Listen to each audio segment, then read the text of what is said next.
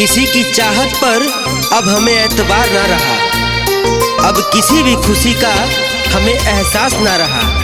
इन आँखों ने सपनों को टूटते देखा है, इसलिए अब जिंदगी में किसी का इंतजार ना रहा।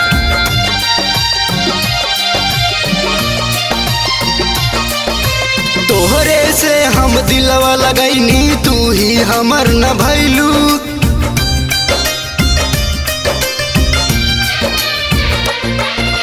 तोहरे से हम दिलवा लगैनी, तू ही हमर न भैलू। छोड़ के हमरा के जानम दूसरा साथे चल गईलू। ए सनम दिहलू जखम अब हमरो ए जानम जिंदगिया में बगम। ए सनम दिहलू जखम अब हमरो ए जानम जिंदगिया में बगम।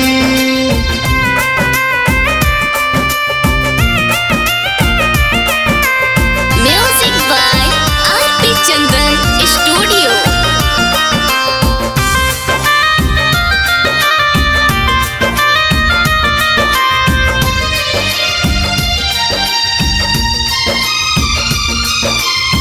प्यार हमके तू ही सिखैलू, कैसे जियब जान न बतैलू।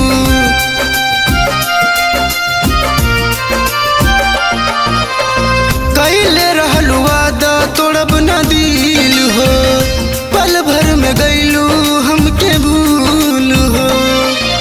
उजार के हमर जिंदगी पगले बना गईलू।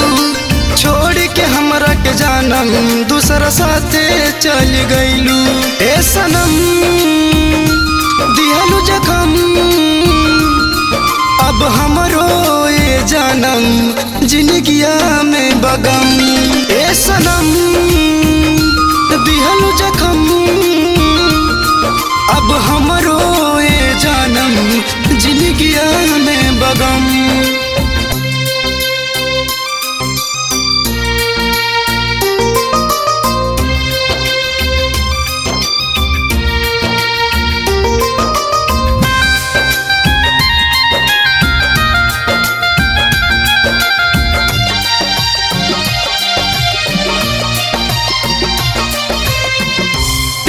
में धोखा हमके दिहलू, दूसरे संगे दुनिया बसैलू।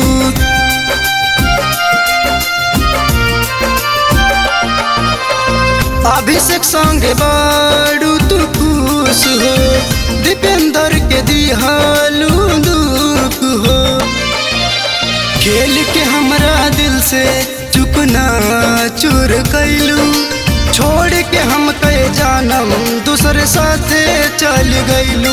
ए सनम दिहलू जखम अब हमरो ए जानम जिंदगिया में बगम। ए सनम दिहलू जखम